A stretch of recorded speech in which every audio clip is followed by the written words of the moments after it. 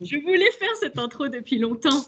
Et il y aura peut-être une Miss Jirachi à mes côtés un jour. On espère que vous allez bien. Navré pour le retard des 15 minutes, mais vous les connaissez. Ces 15 minutes-là, vous le savez, au bout de 14 minutes, qu'est-ce qui se passe? Le prof arrive. Et là, c'est Charlie qui débarque. On espère que vous allez bien. On est ravis de vous retrouver comme chaque semaine sur notre chaîne Twitch Hello Charlie TV. N'hésitez pas à vous abonner. Je suis vraiment pour David Lafarge. À laisser un pouce bleu, les amis, à nous suivre sur les réseaux sociaux et à intégrer et à nous suivre, pas nous suivre, mais venir dans le Discord. Vous allez voir, c'est très cool. Toutes les semaines, on vous parle de thématiques orientation et cette semaine, sans plus tarder, on va parler de métiers et des métiers de la santé, du social et de l'humanitaire. On a un super panel d'invités aujourd'hui, rien que pour vous. Et donc, moi, je ne me présente plus, vous savez, Mousewoman sur Discord pour les habitués.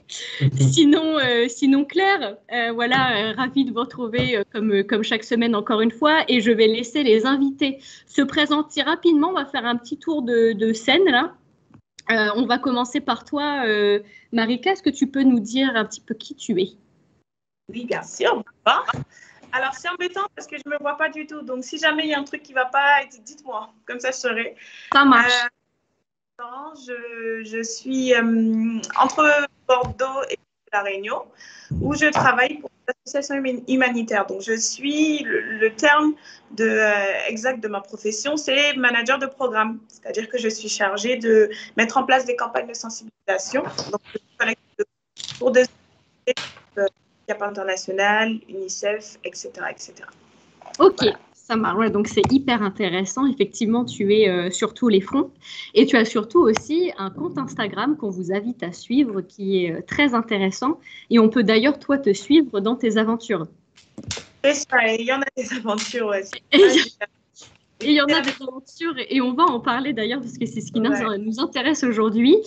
Ok, merci. On va reparler de tout ce que tu fais et pourquoi tu as fait ça, etc. un petit peu plus tard. On va passer à Grégoire, a.k.a. Greg. Oui, Greg, bonjour. est-ce que tu peux te présenter en quelques mots et dire ce que tu fais? Et donc, simplement, donc moi, c'est Grégoire. Je suis manipulateur en radiologie, donc dans le médical. Donc simplement, Manip, c'est ceux qui gèrent les radios, les scanners, les IRM et aussi la radiothérapie. Donc c'est un métier qui est sympa pour ça, il y a beaucoup de disciplines dans un seul métier, il y a plusieurs facettes et voilà, je suis professionnel depuis maintenant 6 ans, voilà. Dans un cabinet cabinet privé de ville et en même temps aussi en milieu hospitalier. Ok, donc c'est intéressant aussi pour les métiers de la santé. Et finalement, il y a Mallory aussi avec nous. Mallory, vous l'avez déjà vu plusieurs fois. Mallory, c'est une habituée aussi de la chaîne. Est-ce que Mallory, tu peux te présenter rapidos? Oui, avec plaisir. Du coup, moi, c'est Mallory. Et du coup, je suis étudiante infirmière à la Croix-Rouge française. Et du coup, je serai diplômée en tant qu'infirmière dans 9 mois et demi. Ouh, donc c'est un peu comme être enceinte, mais c'est autre chose. Voilà. Cool. Écoute, bienvenue à vous trois sur notre chaîne. Et puis, il y a Guillaume aussi qui va arriver, qui a accepté de quitter sa permanence. Non, il n'a pas quitté sa permanence. On lui a dit « Go, vas-y, tu peux partir ». Il est médecin urgentiste et pompier volontaire. Donc très cool. Il a bossé aussi un peu dans l'humanitaire, donc c'était un profil qui nous semblait propice pour discuter autour du sujet qui nous rassemble aujourd'hui, qui, je le rappelle, porte sur les métiers de la santé, du social et de l'humanitaire. Commençons sans plus tarder à parler de notre thématique générale tous ensemble. On va ouvrir un peu le sujet. Déjà dans le chat, dites-nous quels sont les métiers et les activités qui vous viennent à l'esprit quand on parle de prendre soin des autres, parce que c'est le vrai titre du live, c'est prendre soin des autres. Et finalement, je trouve que ça vous regroupez un peu tous autour de cette table, puisque vous faites des métiers très différents. Pour toi, Marika, c'est quoi prendre soin des autres? Prendre soin des autres, pour moi, c'est donner de son temps, de son énergie, et parfois de son argent pour faire des personnes qui sont dans des situations totalement à l'extrême, mais je dis bien à l'extrême de ce que nous, on peut vivre ou voir au quotidien. C'est intéressant. Est-ce que Mallory, tu as une autre définition, toi, de prendre soin des autres? Oui, moi je dirais permettre et surtout faire en sorte que les personnes soient en bonne santé ou le mieux possible. Et donner de son temps, je dirais vraiment être là au mauvais moment, mais pour faire des bonnes choses. C'est un peu compliqué, il n'est pas préparé. On rajoute, ne vous inquiétez pas si les noms pop sur l'écran, on rajoute un petit peu les prénoms de chacun pour que vous puissiez vous y retrouver. Donc Mathilde en off est en train d'installer les petits noms. Et pour toi, Greg, c'est quoi prendre soin des autres? Oui, il y a toujours cette notion de temps pour moi, de savoir consacrer du temps et de l'écoute. Pour moi, dans le médical, c'est surtout ce mot-là qui est très, très important. Je trouve que en règle générale, les patients ou les gens, en règle générale aussi, ont vraiment besoin d'être écoutés simplement. Parfois, ça peut débloquer énormément de choses, j'ai l'impression. Super intéressant. Et vous, dans le chat, c'est quoi prendre soin des autres pour vous? Il y a plein de mots qui ont été intéressants, là, qui ont été évoqués. Et pour toi, Greg, c'est quoi les qualités pour travailler dans cet univers-là, justement, pour prendre soin des autres? Pour moi, il faut du recul, savoir être dans une situation, la vivre, mais avoir beaucoup de recul et se dire que de pas se faire complètement absorber par ces émotions-là. Et en même temps, c'est donner de son temps, donner de sa personne à ce moment-là sans faire semblant, quoi. Être naturel, Ouais, être franc, vrai. Mallory, tu es d'accord avec ça, toi qui bosses aussi en infirmerie? Alors, je suis complètement d'accord, parce que des fois, on a des situations particulières qui peuvent nous mettre à mal. Et c'est important de savoir qu'on est là pour aider les autres, mais qu'il faut aussi penser à soi. Et qu'il faut faire la part des choses. C'est un patient et ça ne sera jamais quelqu'un de ta famille. Enfin, normalement, on ne soigne pas les gens de sa famille. Mais voilà, et qu'il faut aussi être patient, je pense, jeu de mots. Il faut être patient et surtout toujours se remettre en question. Parce qu'en fait, on est peut-être professionnel, mais parfois, la personne en face de nous, elle a beaucoup à nous apprendre et que c'est pas parce qu'on porte une blouse blanche, par exemple, qu'on a tous les savoirs. Ouais, c'est intéressant. Marie-Gade, t'en penses quoi de ça, justement? Je pense que si on n'arrive pas à prendre de recul sur les événements ou les tragédies qu'on peut voir ou vivre au quotidien, ça finit par nous affecter, nous. Et comme Mallory, quelqu'un qui n'est pas à lui-même à l'aise ou totalement épanoui dans ce qu'il fait ne peut pas transmettre ce confort et cet épanouissement à la personne en face ou ne peut pas tout simplement aider la personne en face. Donc, je pense que c'est pas conseillé, mais c'est nécessaire de savoir prendre du recul quand on est dans le domaine du social, de l'humanitaire ou autre, quoi, quand on intervient dans la vie de l'autre, tout simplement. Et c'est vrai, ça, ce truc-là, donc on ne peut pas soigner ses proches, ça fait partie du... Qu'est-ce que c'est, ça, Mallory? Tu nous en parlais rapidement. C'est au niveau de l'éthique, on se met... alors, par contre, je ne sais pas si c'est un vrai truc au niveau des lois. J'avoue que je ne me suis pas renseignée. C'est juste que, moi, j'avais eu une patiente une fois que je connaissais. J'avais dit à l'équipe, écoutez, je la connais, j'aimerais ne pas savoir parce que ça ne me concerne pas et que ça devient privé, en fait. Dans le sens où on se doute bien que si tu arrives, je sais pas, dans un service, même par exemple, aux urgences, par exemple, mais tu tombes sur ta maman qui vient d'arriver. Enfin, je ne sais pas si tu arriverais à gérer l'émotion là-dedans. Après, si tu es la soignante, forcément, tu vas le faire. Mais je ne crois pas que ça soit conseillé de soigner des gens qu'on connaît. Généralement, quand ça arrive en service, la personne prévient. Je la connais, cette patiente-là, c'est quelqu'un de ma famille, je préfère ne pas m'en occuper. Parce que voilà. Après, c'est mon point de vue, ça dépend aussi du contexte, je pense. Ok. Est-ce que Guillaume est avec nous? Je crois pas encore. Est-ce que Guillaume est avec nous? Ouais, je viens d'arriver. Youhou! Bienvenue à toi. Donc on ne te voit pas encore. On ne te voit pas encore. Ah, on te voit apparaître. Si, ça y est, on te voit. Comment vas-tu, Guillaume? Ça va, merci. Et toi? Ça va. Merci beaucoup d'avoir pris du temps pour être avec nous. Pas de souci. Est-ce que tu peux te représenter là rapidement? Je t'ai introduit tout à l'heure, mais on a commencé il n'y a pas si longtemps que ça. Est-ce qu'en quelques mots, tu peux dire qui tu es? Ouais, je m'appelle Guillaume. Aujourd'hui, je suis médecin. Je suis interne en train de me spécialiser en médecine d'urgence à Nantes. J'ai commencé des études de médecine un petit peu tard. J'avais 28 ans et avant, je bossais dans l'humanitaire. C'est ça. Je bossais dans la protection des victimes de conflits armés, sachant qu'après le bac, j'ai fait une école de management. Donc, voilà, j'ai Et donc, c'est comme ça que dévié progressivement. Ouais, c'est comme ça que tu as rencontré une de mes collaboratrices. Exactement. Guillemette, si tu Tout nous à fait. regardes, Guillemette. Ok, ça marche. Ouais, donc, tu as un parcours assez atypique, comme on aime dire chez Charlie. Du coup, c'est intéressant que tu m'expliques pourquoi et comment tu as compris que tu voulais prendre soin des autres.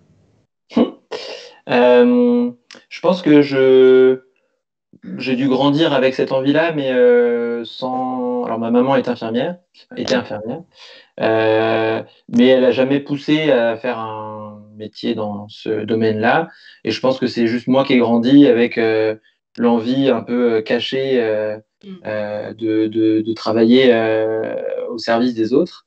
Mais du coup, voilà, j'ai dû passer par des cheminements, des étapes différentes pour savoir comment mettre cette envie de travailler pour le soin, pour le service des autres au fur et à mesure. Et après, le côté médecine, c'est arrivé un petit peu tard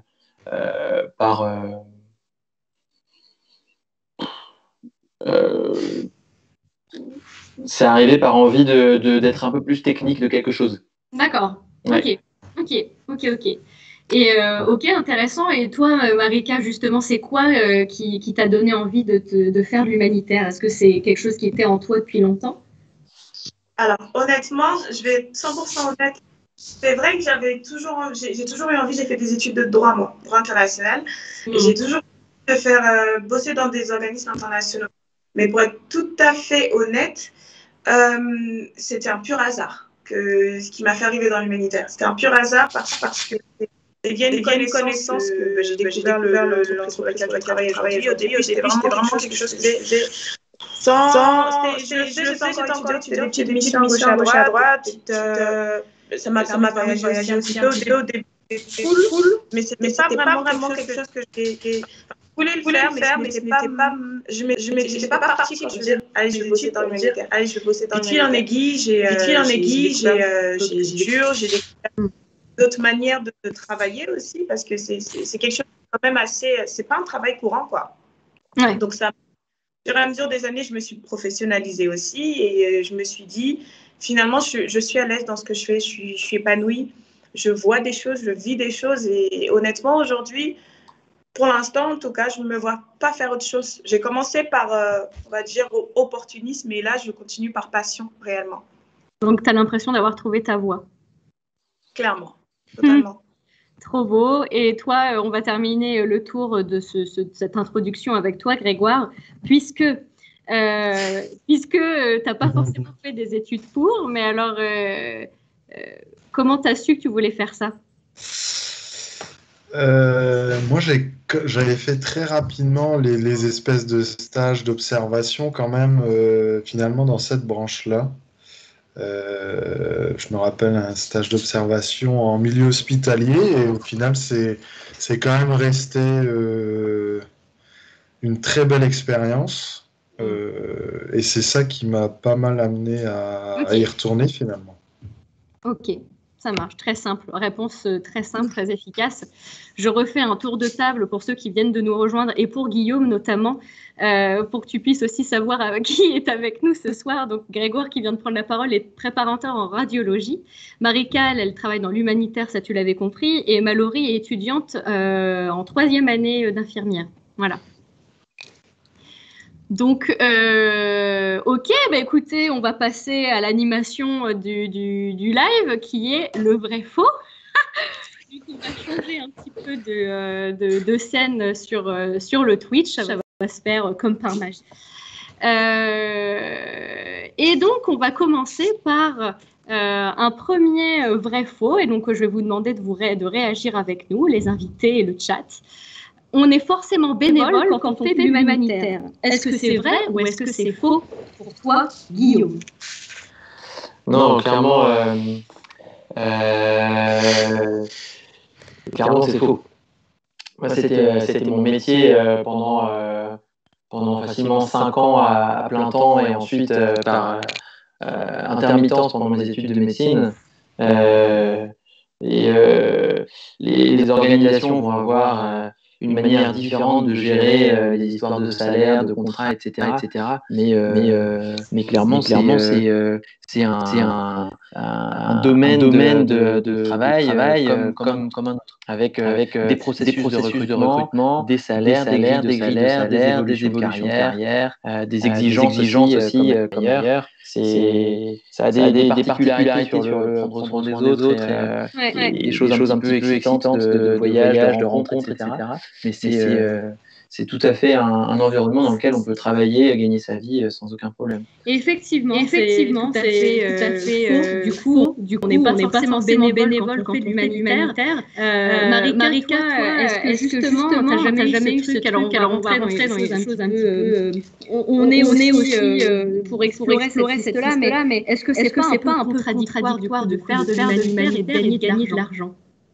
Hyper que tu poses cette question parce que c'est mon combat bien ça. J'en parle tout le temps. Il y a quelques mois, j'ai donné des cours d'introduction au module humanitaire dans CNC. Et ça, c'était vraiment principal.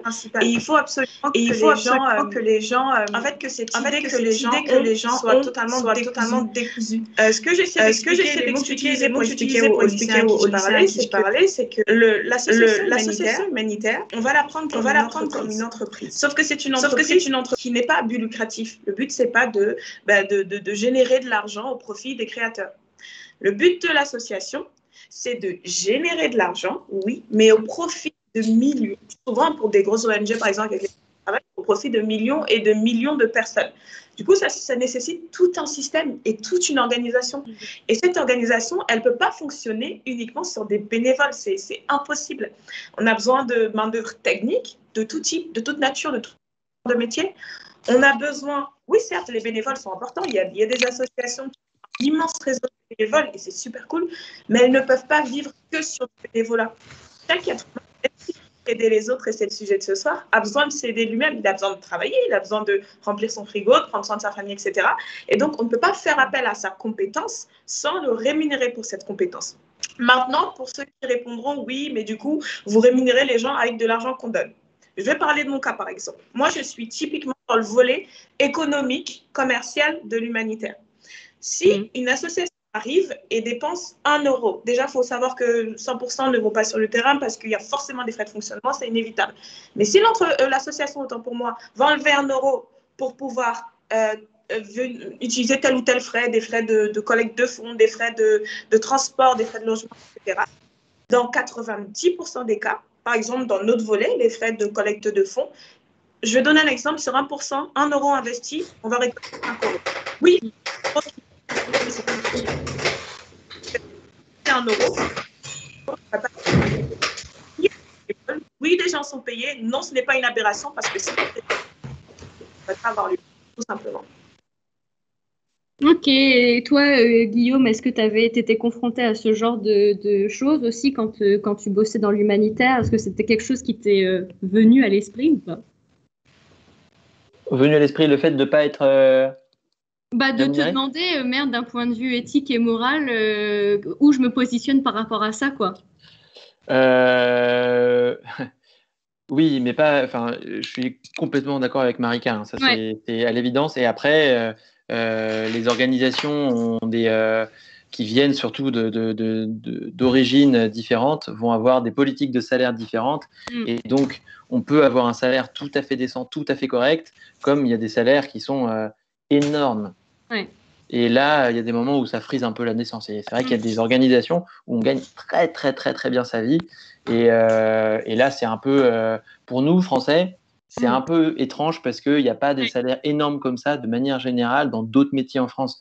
Mais aux États-Unis, dans des pays scandinaves où les gens ont un niveau de salaire qui de base est plus élevé, en Suisse par exemple, les salaires de base sont aussi plus élevés dans les organisations qui viennent de ces pays-là. Et parfois, c'est vrai qu'il y a un gros décalage et on peut se poser la question. Mais en aucun cas, j'ai considéré comme non éthique le fait d'être payé pour faire ce métier. Non. Et qu'est-ce que tu faisais, toi, d'ailleurs? Moi, je dialoguais avec les porteurs d'armes, avec les groupes armés, les groupes rebelles, les armées, etc., pour essayer d'améliorer leur comportement à la guerre, pour épargner ou diminuer les conséquences de la guerre sur les civils, sur les blessés, sur les prisonniers. Waouh. Que ça. Waouh. Et alors, mais attends, mais comment t'es venu à faire ça? Parce que je faisais d'autres choses avant dans l'humanitaire où j'étais gestionnaire de programme d'assistance et comme Marika, j'ai refait d'autres études de droit international où j'ai découvert le droit international humanitaire qui est le droit de la guerre en gros et j'ai voulu me spécialiser dans comment se comporter à la guerre, comment faire pour mettre des règles dans la guerre pour ne pas pour limiter les conséquences de la guerre sur les gens qui ne participent pas à la guerre. Ok, très très intéressant. Comme quoi l'humanitaire c'est hyper large. Ouais. C'est très très large tout ce qu'on peut y faire et c'est visiblement c'est hyper large. Est-ce que ça t'a plu de faire ça? Ah ouais, bien sûr. Ah oui. C'est génial à tout point de vue. Top. Écoute, très bien. On va passer au prochain vrai ou faux. Est-ce que c'est vrai ou faux que les missions humanitaires exigent un engagement sur le long terme? Est-ce que tu as un avis, Mallory, là-dessus? Oui, parce que moi, c'est ce que je souhaite faire pendant 1 ou 2 ans, on verra. Et je me suis renseignée sur certains sites. Après, je connaîtrai moins que les autres invités. Mais déjà, infirmier, il faut 2 à 3 ans d'expérience, maîtriser la langue anglaise, y avoir d'expérience. Et surtout, c'était marqué, ça dépend un peu des sites, entre 6 mois, on ne partira pas à l'étranger. Et c'était marqué entre 9 mois à 12 mois minimum, quand même, pour partir. Après, peut-être qu'il y a d'autres missions, je pense que ça dépend peut-être de où on va, qu'est-ce qu'on fait. Mais quand même, je pense que c'est un engagement sur du long terme. Ouais. Peut-être pas partout, mais en tout cas, moi, ce que je me suis renseignée, c'était quand même, pour moi, c'est quand même du long terme. On part quand même à l'étranger pendant, je dirais, moi, j'avais prévu plus d'1 an quand même, c'était sûr. Mais ça, c'est mon projet, je ne sais pas, pour les autres. Est-ce que Grégoire, tu as un avis là-dessus, à ton avis? C'est quoi? Est-ce qu'il faut s'engager? Moi, je dirais que non. Effectivement, c'est sur un principe de mission que tu vas apporter pour un point en particulier, mais ça, j'ai pas de savoir du tout là-dessus. C'est une impression que j'ai, mais je dirais que on peut avoir un rôle bien défini et une fois que cette mission est remplie, hop, on rentre ou on en prend une autre, mais en tout cas, si on accepte d'en prendre une autre. Bien sûr. Et toi, alors, Maïka, avec ton expérience terrain, t'en penses quoi de cette chose-là? Est-ce que c'est un engagement long terme, souvent, l'humanitaire? Je dirais que ça dépend du corps de métier, du terrain, de la mission. Et après, je pense que c'est pas non plus le bagne, quoi. On n'envoie pas en disant, ça y est, tu vas rester 5 ans là-bas. Mais après, à mon avis, l'idéal, ce serait de tenir le plus longtemps possible. Ouais. Mais donc, l'idéal, ce serait des missions sur le long terme. Je ne pense pas qu'il y ait obligation sur du très long terme, sur une durée, quoi. Ok. Et alors, pour finir, Guillaume, est-ce que tu as un avis sur le sujet? Ouais, c'est comme... déjà, long terme, c'est quelque chose qu'il faut définir parce que pour certaines personnes, 1 an, c'est long. Pour d'autres, le long terme, c'est 3 ans. Bon, voilà. Ouais. Après, tout dépend du type de mission. Il y a des missions qui ont un objectif qui est très court. Du coup, la mission, elle va durer moins longtemps. Ouais. Il y a des missions où on part pour se greffer sur un projet qui est un truc qui date depuis longtemps ou qui va durer longtemps. Donc, on peut être amené à rester longtemps. Et comme Marika, elle dit, le mieux, c'est de rester le plus longtemps possible pour pouvoir apporter le plus possible, ne pas devoir réapprendre à chaque fois. Et après, il y a des situations où, par exemple, dans mon job, où c'était une mauvaise chose de rester trop longtemps parce que on perdait un petit peu, on risquait en tout cas de perdre un petit peu la neutralité vis-à-vis de ce qui se passait dans la guerre, quoi. Bien sûr. Le fait de trop connaître, d'avoir trop de liens avec certaines personnes, alors que on essaye d'être neutre et impartial, ça peut être difficile quand on est trop impliqué sur le long terme. C'est clair. C'est clair. Donc, effectivement, on a trouvé plutôt l'information que, après, effectivement, il faut définir c'est quoi le long terme, mais que souvent, les missions humanitaires sont quand même sur le long terme. Quand on dit long terme ici, c'est qu'elles durent souvent plusieurs mois, voire plusieurs années. Donc, il y a tout qui existe. Mais en tout cas, c'est sûr que c'est pas similaire à un stage de découverte de troisième. En fait, c'est surtout c'est surtout le parallèle qu'on voulait faire et pour dire, bah non. Après, je trouve peut-être que votre conseil, c'est si une personne a envie de se faire une mission humanitaire pour voir si c'est quelque chose qui lui plaît, de peut-être préférer les missions sur plusieurs mois et pas plusieurs années. Je ne sais pas d'ailleurs si Marika, si tu as un conseil par rapport à ça pour quelqu'un qui aimerait tester et découvrir cet univers-là. Je pense qu'avant de commencer par les grandes choses, il faut commencer par les petites choses. Avant de penser à... Il y a plein d'associations en France qui ont besoin de bénévoles. Partir aider déjà, commencer par ces associations-là localement, c'est déjà pas mal. Si on ressent le besoin d'aller plus loin, là, on peut commencer à se renseigner pour réellement aller plus loin, quoi. Mais si déjà le bénévolat de l'association, sa vie commune est déjà compliqué à gérer, ça va être compliqué de gérer une mission entière, quoi. Bien sûr. Et ouais, évidemment. Et après, il faut aussi savoir qu'il y a certaines missions dont les conditions sont quand même particulièrement difficiles ou alors vraiment différentes de nos conditions à nous. On a nos petites habitudes, on a notre routine, on vit dans une société en France qui est quand même riche, hein, ça c'est clair. Et moi, ce que j'aurais aimé aborder avec vous et toi, tout d'abord Guillaume, c'est justement, est-ce que les personnes qui veulent tester et se lancer dans cet univers-là doivent avoir les épaules solides pour travailler dans l'humanitaire? Oui, mais c'est quelque chose qui s'apprend. C'est quelque chose qui quand on commence, en tout cas tous ceux qui sont partis, il y a toujours eu une première fois de toute façon. Ça nous est tous arrivé pour la première fois de débarquer dans un pays étranger, dans un endroit complètement inconnu, plus ou moins dangereux ou complètement différent. Épaule solide ou pas, au début on ne sait pas quoi. Ouais, c'est ça. Donc c'est quelque chose qui s'apprend, qui se travaille, et justement, ce que dit Marika, c'est hyper correct. Si on, avec un peu d'expérience autre, d'avoir vu ce que c'était de discuter avec des gens en difficulté dans des associations en France, etc., déjà on peut apprendre sur soi et savoir que oui, effectivement, on est déjà capable de supporter le contact avec la personne en difficulté, etc. Mais oui, ça s'apprend, ça se découvre et ça se crée. C'est clair, tu dois apprendre tellement de choses et justement, c'est Mallory, toi qui as comme projet de partir en mission. Qu'est-ce que tu espères apprendre pendant ce voyage? Plein de choses. Déjà, pardon. C'est un peu pas égoïste, mais aussi apprendre à connaître un peu moi-même, sortir aussi du cercle qu'on a de France, le soin à l'hôpital. On va pas se plaindre, on a quand même tout ce qu'il faut, on a quand même un bon système de santé. Et même me dire que c'est toujours quelque chose que j'ai voulu. J'étais un peu bête avant, quand je voulais être infirmière, c'était pour aider les gens, pour soigner. Et je me suis rendu compte qu'en fait, on soignait, mais on guérissait pas forcément. Et je me suis dit, va voir aussi ailleurs. Genre, prends un peu d'expérience et grandis.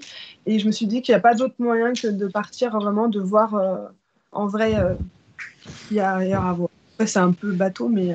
non, il n'y a rien de bateau, c'est ton ressenti. Marika, tu veux rebondir peut-être sur ça? Totalement d'accord avec Mallory. Honnêtement, il y a un avant et un après, clairement. Quand tu vois avant et après, pas que sur les autres, hein, sur toi-même, comme tu dis, ta manière de te connaître toi. Et puis tu verras que ton rapport avec l'autre va vraiment changer. Et aussi ton rapport avec toi-même, la manière dont tu te vois, l'estime que tu as de toi, la manière dont tu abordes l'autre personne, la confiance en toi. Le fait de sortir un petit peu de sa zone de confort, de la bulle dans laquelle on est, c'est indescriptible. Honnêtement, c'est un truc que je conseille à tout le monde. Si un jour vous avez la possibilité de vraiment voyager, c'est l'une des richesses que moi j'ai aujourd'hui, c'est le fait d'avoir autant de cultures. Et j'espère, honnêtement, tant sur les autres que sur soi-même, c'est hyper enrichissant. Vraiment. Donc, tu as totalement raison. Je te souhaite de parler. Et Guillaume, est-ce qu'il y a un âge, en fait, pour faire cette expérience-là, ou on peut le faire à tout âge? Non, il n'y a pas d'âge. Il n'y a pas d'âge. Moi, je suis parti la première fois, j'avais 19 ans, et j'ai rencontré des gens qui avaient plus de 60 ans sur le terrain et qui partaient pour la première fois. D'accord, ok. Ouais. C'est intéressant. Hyper intéressant, ça nous donne beaucoup d'idées, c'est chouette. En tout cas, c'est sûr qu'on ne doit pas se sentir soi-même après un voyage ou une expérience comme celle-ci. Ça, c'est clair. Autre vrai-faux, un peu plus léger cette fois-ci, et qui s'adresse en particulier à Grégoire. Les personnes qui travaillent en radiologie ne font que de prendre des photos. Est-ce que c'est vrai ou est-ce que c'est faux? Eh bien, c'est tout à fait vrai. Non, effectivement, c'est un aspect. Oh, pardon. C'est un petit aspect finalement du métier. Capturer l'image en elle-même, c'est rien du tout finalement. Il y a un avant, un après, un pendant qui est beaucoup plus important que la prise du cliché ou dans votre cas, dans la radiothérapie, finalement le soin, l'envoi des rayons, etc. Finalement, c'est qu'un bref moment et c'est pas celui-là qui est important. D'accord. Donc écoutez, si vous êtes bon photographe, ne vous dirigez pas forcément dans la radiologie. Non. En revanche, si vous avez d'autres intérêts, peut-être que ce métier est fait pour vous. D'ailleurs, est-ce que tu peux nous parler un peu de ton métier, Greg? Eh bien, le métier de manipulateur ou préparateur, comme tu l'as dit, si tu préfères ce terme-là. Est-ce qu'on peut dire les deux? Je pense qu'on dit plus manipulateur. Aïe, on dit plus manipulateur, ok. Mais bref, c'est pas important.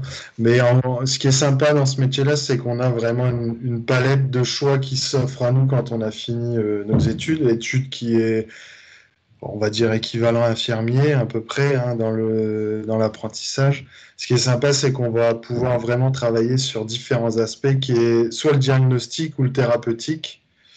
Donc diagnostic via le scanner, la radiologie standard, l'IRM, la médecine nucléaire. Donc déjà, tout ça, on va jamais travailler dans le même secteur. Déjà, c'est plein de secteurs différents. Et il y a aussi le thérapeutique avec la radiothérapie, donc le traitement du cancer, qui est encore une autre branche. Et effectivement, on a accès, une fois qu'on a fini, à tout ça. Donc ce qui est assez important, finalement, qui n'est pas un choix si évident que ça en fin d'études.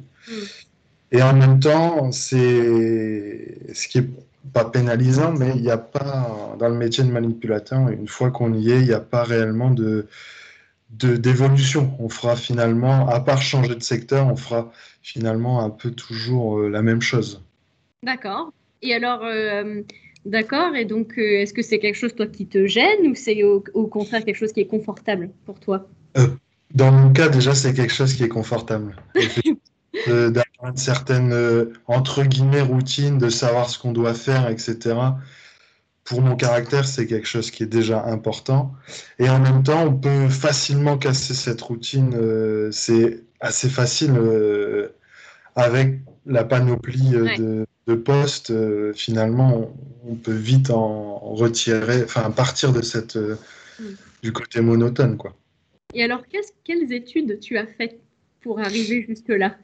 Eh ben, finalement, en manipulateur, de mémoire, il y a deux types d'écoles, soit en faisant un concours ou directement en intégrant une école qui nous prépare un peu comme une école d'infirmier, finalement, une école de manipulateur en 3 ans, qui est maintenant passée, c'est une formation qui est passée comme un système de licence. Ça ressemble vraiment beaucoup aux études d'infirmier maintenant. D'accord.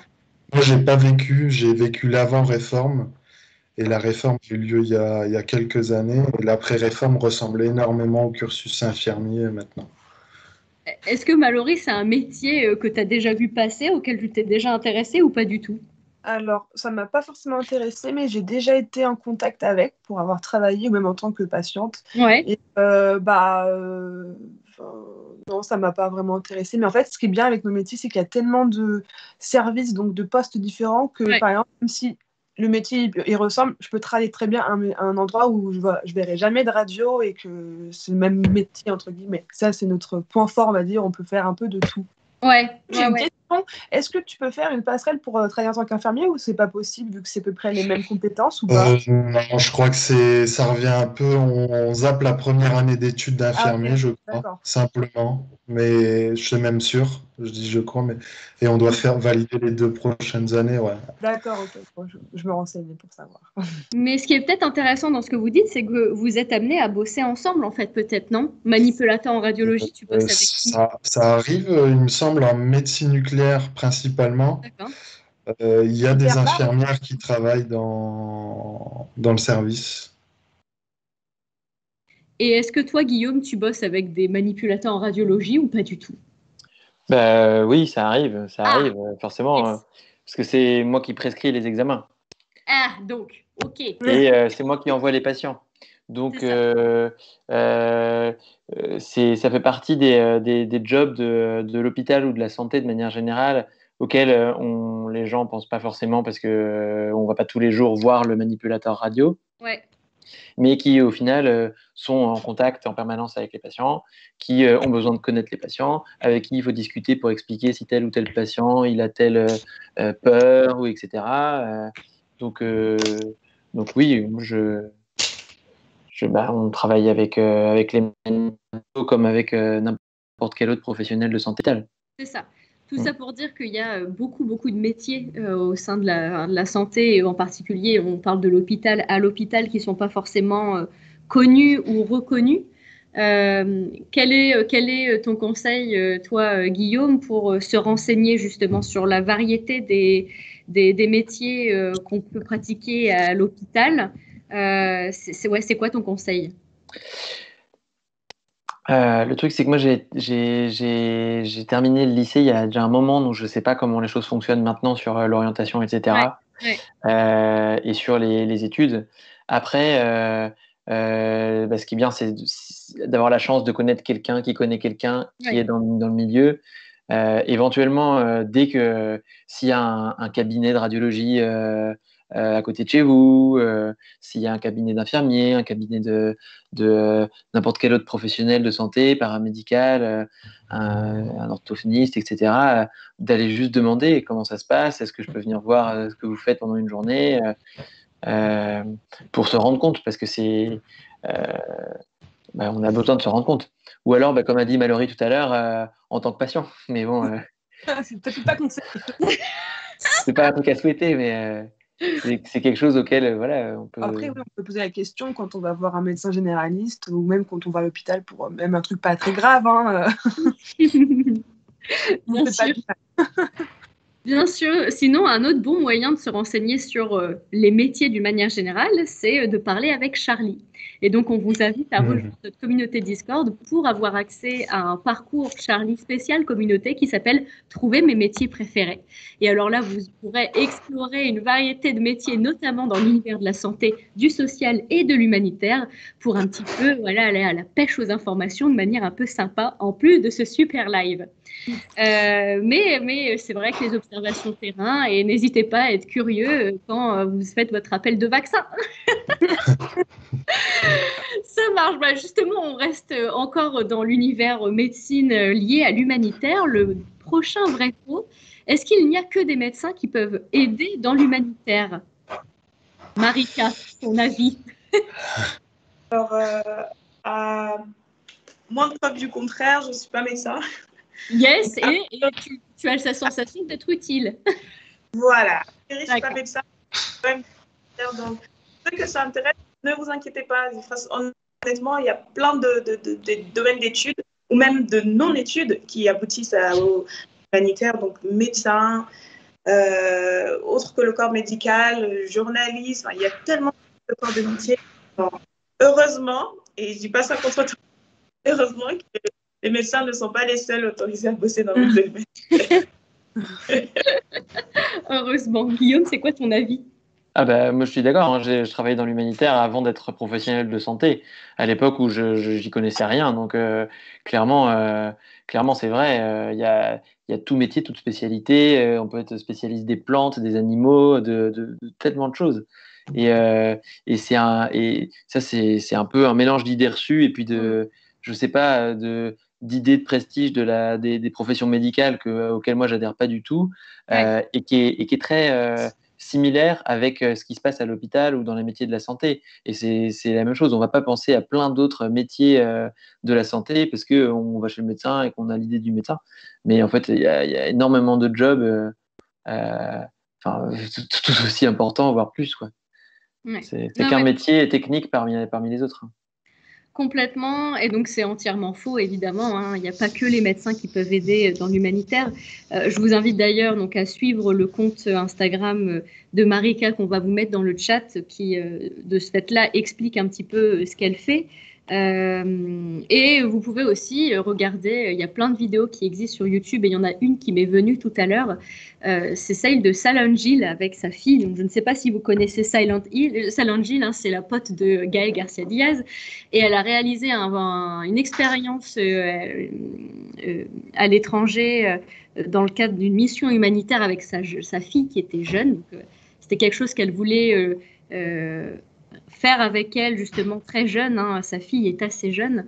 Et donc, vous vous rendez compte qu'il n'y a pas que les médecins qui peuvent être utiles dans une mission humanitaire, et que ça change clairement un homme ou une femme, hein, de vivre ces moments-là et d'aider. Est-ce que tu peux revenir un petit peu, toi, Marika, sur ce que tu fais et qu'est-ce qui te plaît justement dans ton job? Ok. Alors, je suis chargée de mettre en place des campagnes de sensibilisation. Donc, je suis dans le volet des campagnes de sensibilisation pour récolter des fonds, les commerciaux. C'est le volet que les gens connaissent. Et honnêtement, pour revenir un peu sur ce que Guillaume disait, quand on a des idées préconçues, honnêtement, il y a tellement d'idées reçues dans l'humanitaire. Et peut-être un problème d'information, c'est pour ça aussi que j'essaie de faire passer mon quotidien sur mon compte pour lutter un peu contre cette désinformation-là, où il y a un volet commercial. Je fais partie du coup de ce volet commercial. Et au quotidien, je recrute, je forme et je cadre des équipes qui sont chargées de collecter des fonds auprès de particuliers uniquement. Les entreprises ou subventions publiques ne relèvent pas de nous, notre compétence, mais en tout cas, ça fait 4 ans et demi, 5 ans que moi, je dirige des campagnes de sensibilisation. J'ai commencé à Bordeaux et ça va faire 1 an que je suis aussi à l'île de la Réunion. Qu'est-ce que le deuxième volet, voilà, ça fait depuis janvier 2021 que j'ai commencé à parler un peu de mon métier sur les réseaux sociaux, parce que c'était parti de ce constat-là, toutes les idées préconçues, tous les préjugés que les gens avaient sur l'humanitaire. Et puis, j'ai un truc sur mon compte, c'est que je dis comment les sommes, par exemple, je peux dire, écoutez, cette semaine, on a réussi à collecter auprès de particuliers, j'en sais rien, moi, 35 000 euros, par exemple. Parce que le fait que quelqu'un entende, oh mon Dieu, 35 000 euros, ça attire un petit peu sa curiosité et ça permet justement de détailler un petit peu plus le truc et de faire comprendre à la personne, bon, déjà, c'est pas 35 000 euros comme ça dans ma poche, ça sert à rien de venir me braquer, je les aurais pas. Mais ça fait 3 ans que ces 000 euros vont être récoltés et ça va permettre de faire ça. Donc, c'est le volet aussi. Ça marche. Écoute, ça me permet de rebondir. Tu parlais de beaucoup d'idées reçues. Il y en a évidemment sur l'humanitaire, il y en a pas mal dans le milieu aussi médical. Et ça m'amène au prochain vrai-faux. Est-ce que Grey's Anatomy est représentatif du travail des médecins, des chirurgiens, du personnel hospitalier? Guillaume, ton avis par rapport à ça? Est-ce que tu t'identifies à ce genre de série ou pas? Bien sûr. Ouais, Docteur Shepard, il y a quoi?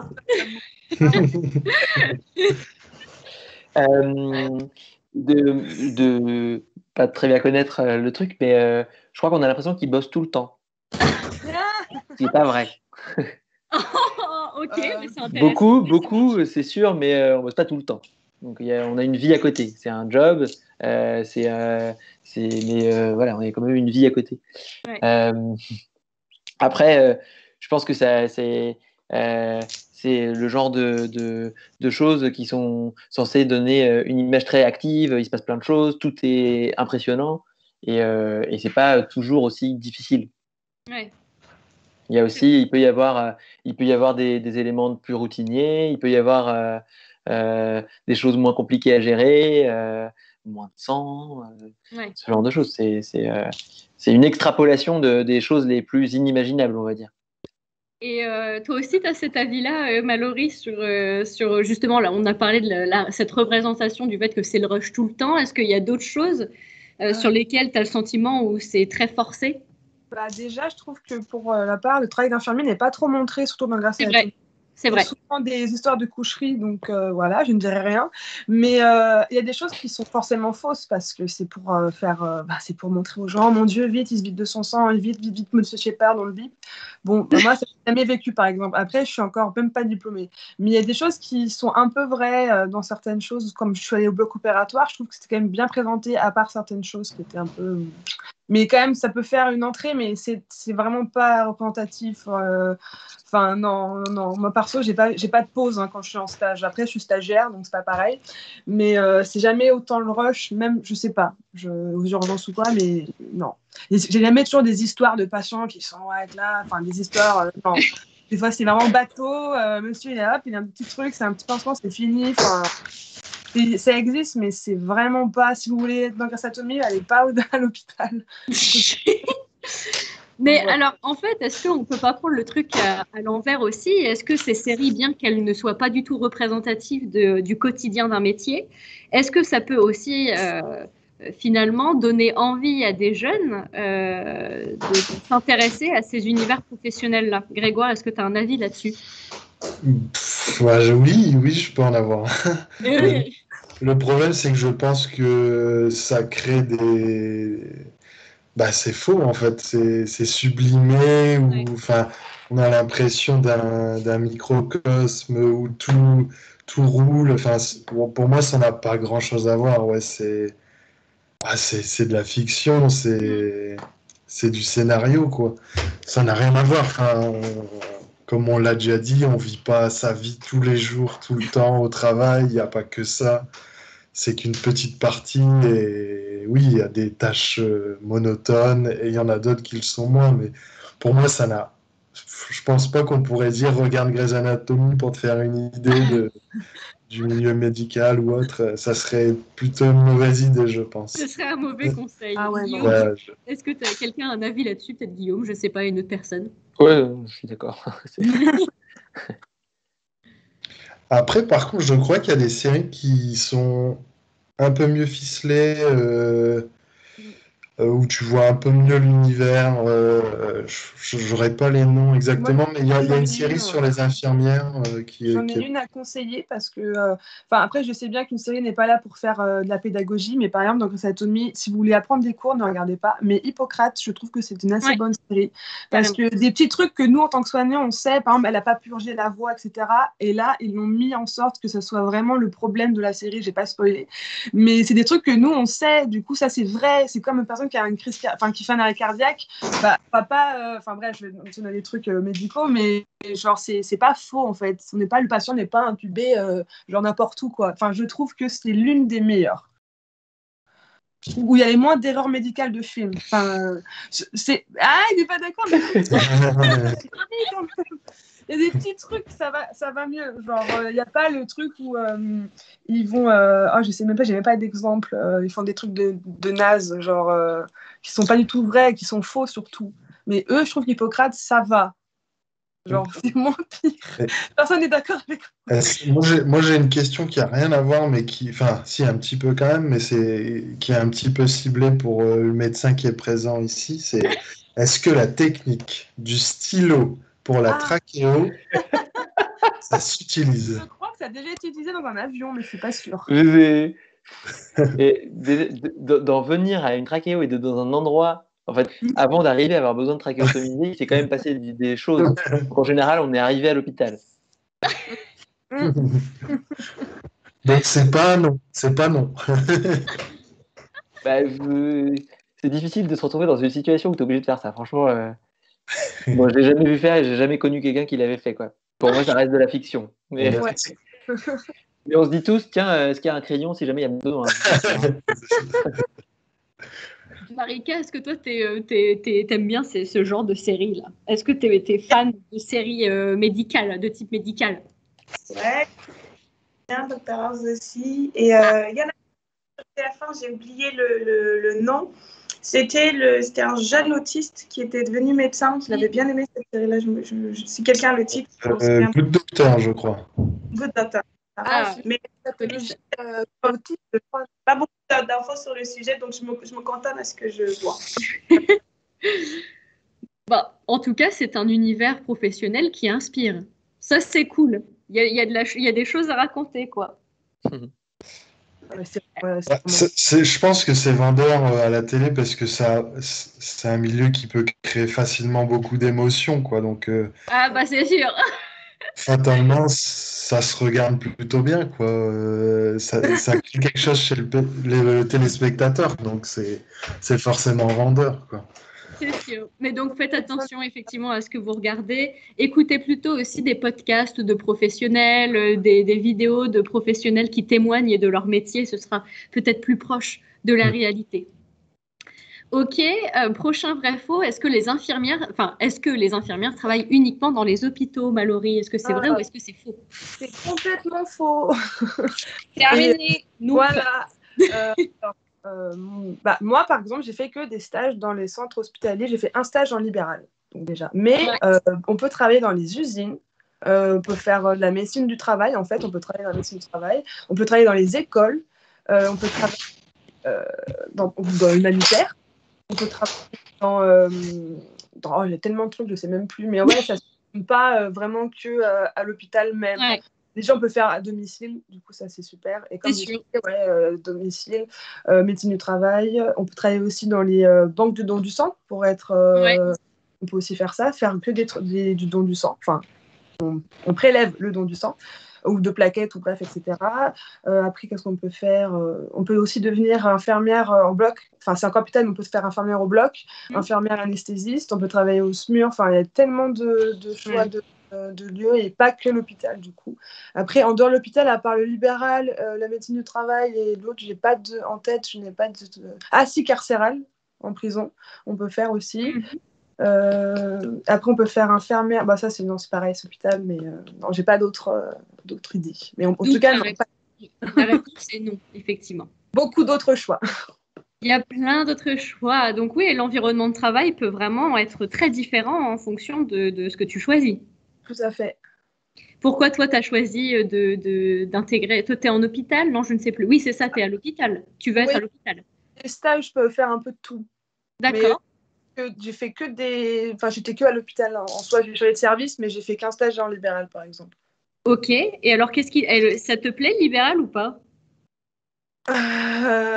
C'était bien. C'était bien ouais, non. Bon. Ça m'a beaucoup plu. Parce qu'en fait, j'ai beaucoup de chance. Je trouve que c'était pas vraiment du libéral, en fait. C'est un peu compliqué. C'était des infirmières qui étaient salariées d'une association, en fait, de soins infirmiers. Et du coup, elles géraient beaucoup moins de choses. Elles commençaient beaucoup plus tard. Je ne veux pas dire qu'elles travaillent beaucoup, les infirmières libérales. J'en connais certaines qui sont vraiment libérales avec un cabinet. Elles s'arrachent, voilà, elles travaillent beaucoup. Et moi, j'ai de la chance de faire des petits horaires, entre guillemets. Je faisais 7h30, midi, et je repartais 17h, 20h. C'est agréable comme horaire de travail. Ouais. Et on avait le temps. Ça, j'ai apprécié que c'est qu'on avait le temps. En étant salarié, on n'avait pas d'autres choses à gérer autour. On gérait vraiment que les plannings de soins, nos patients. On avait des fois le téléphone, mais on ne gérait pas la paperasse, le cabinet, tout ça. C'était une comptable qui gérait. Et ça agréable. On avait peut-être 15 patients, mais c'est pas autant que certaines infirmières libérales qui s'arrêtent pas. Et du coup, ça, j'ai appris à dire, là, ce patient-là, il a besoin de plus de temps, va rester plus longtemps. Et je me mets en retard, mais j'ai pas de personnel soignant à côté que je gêne. Par exemple, il n'y a pas de la relève à 9h avec le médecin, il n'y a pas les sonnettes qui sonnent tout le temps. On a le temps, en fait. On a des petites pauses, pareil. On prend la voiture et on se dit, j'ai le temps de souffler entre deux patients aussi, quand c'est un peu lourd. Du coup, point positif. Au point négatif, les horaires, faut rentrer à la maison entre midi et 2. Si on habite loin, c'est compliqué. Et voilà. Et pour le vrai libéral, si on a un cabinet, il faut trouver il n'y a pas de vacances, en fait, si on ne trouve pas personne pour nous remplacer. Et après, je n'ai pas d'autres... Je ne sais pas. Ok, Non, moi, c'est intéressant d'avoir tes expériences par rapport à ça. Ok, ça marche. Donc, effectivement. Je voudrais pas couper, je suis désolée, au cas où c'est des gens que ça intéresse. C'est pas parce qu'on est en libéral ou du coup à domicile qu'on fait pas des soins techniques. Les soins les plus techniques entre guillemets que j'ai fait, c'était au libéral. En libéral, pardon, j'ai fait un pansement de pick-line et plein de pansements, enfin bref. Et du coup, c'est un cliché qu'on a entre infirmiers qu'au libéral, on fait un peu de la bobologie, quoi. Et je suis pas d'accord. D'accord. Ouais, c'est intéressant. Ok, ça marche. Merci pour ce mini coup de gueule. Eh ben, on va terminer ce live avec un dernier vrai-faux qui s'adresse à toi, Guillaume. Et ça m'a été soufflé par Grégoire, donc il va être très content de débattre avec toi là-dessus.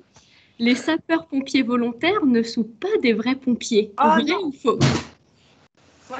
Oula. Guillaume, qu'est-ce que tu en penses? Sachant que moi, je suis médecin-pompier, je suis même pas sapeur-pompier, je vais pas au feu. Ah, ok. Donc c'est encore pire. Okay. C'est encore pire, ouais. Donc là, je suis enregistré. Ouais. Donc je peux, ouais. Non,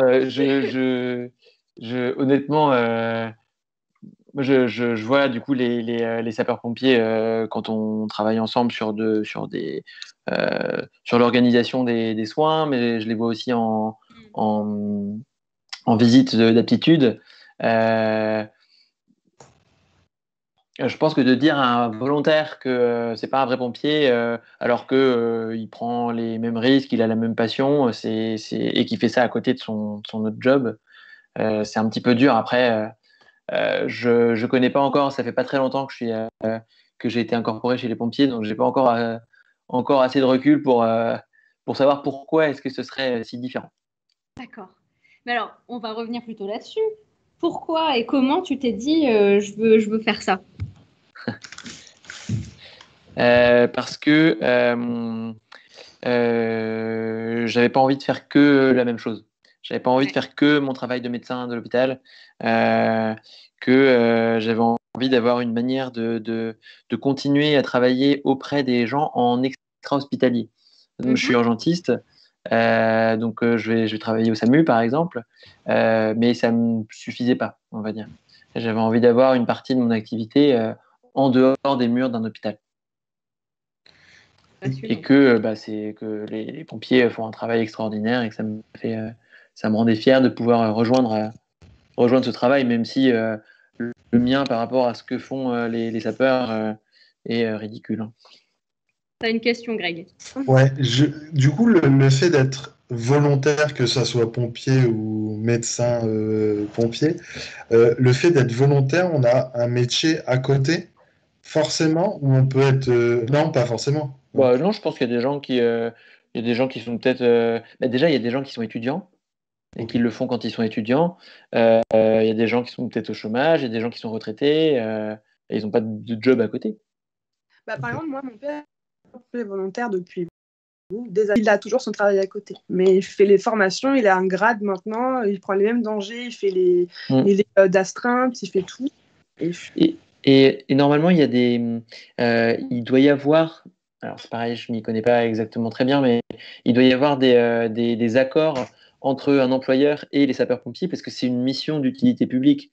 Et donc, ils peuvent libérer du temps de leur travail de manière légale pour pouvoir être de garde, d'astreinte ou d'être avec les pompiers. Ouais, c'est vrai. Est-ce que c'était quelque chose que tu voulais faire depuis petit, pompier? Oui, parce que en fait, ça revient un petit peu sur ce qu'on disait avant. Ça faisait partie des rares idées, clichés et images que j'avais de comment faire pour aider les autres. Et toi, Marika, est-ce que ce que tu as fait là, c'est ce que tu voulais faire quand tu es petite? Ce que tu fais aujourd'hui? Je voulais voyager, je voyage. Je voulais aider les autres, j'aide les autres. Je voulais devenir star, je suis pas encore star, donc on va dire. Ok, donc il y en a 2 sur 3 là. Ouais, mais ma carrière de star, c'était chanteuse, donc c'est pas... Je pense que c'est moi, mais oui, j'aurais jamais rêvé mieux que ce que je fais aujourd'hui. J'espère pouvoir le faire encore longtemps. Après, c'est vrai que voyager beaucoup, c'est cool, mais un temps, quoi. Donc, à un moment, j'avais à me poser, me caler à un endroit et rester le plus temps possible. Et toi, Mallory, c'est ce que tu voulais faire? Moi, je voulais être cardiologue quand j'étais toute petite, parce que je voulais savoir si le cœur avait vraiment la forme d'un cœur. Du coup, spoiler, je ne serai jamais médecin, je pense, parce que c'est trop dur. Mais infirmière, ouais, je sais que je me verrais pas faire autre chose. C'est-à-dire que là, on me dit, tu seras pas infirmière. Je fais, je vais faire quoi de ma vie, quoi. D'accord. Voilà, c'est mon métier, quoi. Écoutez, on va finir ce live avec le petit mot de la fin. Ouais. Excuse-moi, je peux juste rebondir sur quelque chose qu'elle vient de dire? Évidemment. Je t'assure. Non, c'est dur, les études de médecine, mais c'est pas insurmontable. Moi, j'ai commencé tard, j'ai même pas fait le bac S. J'ai un bac L, un bac éco. Je connaissais rien en sciences quand j'ai commencé, donc j'ai dû travailler, c'était un peu compliqué, mais et je me suis réorienté, je me suis remis dans les études après avoir travaillé, après être sorti des bouquins, etc. C'est dur, mais ça se fait. Ouais, ça se fait, mais moi, je sais que c'est pas pour moi, et pour avoir maintenant été infirmière, je sais que je ne souhaitais pas forcément la responsabilité qui va avec. Ouais. Et être plus au patient, faire les soins, c'est ce qui me correspond le plus.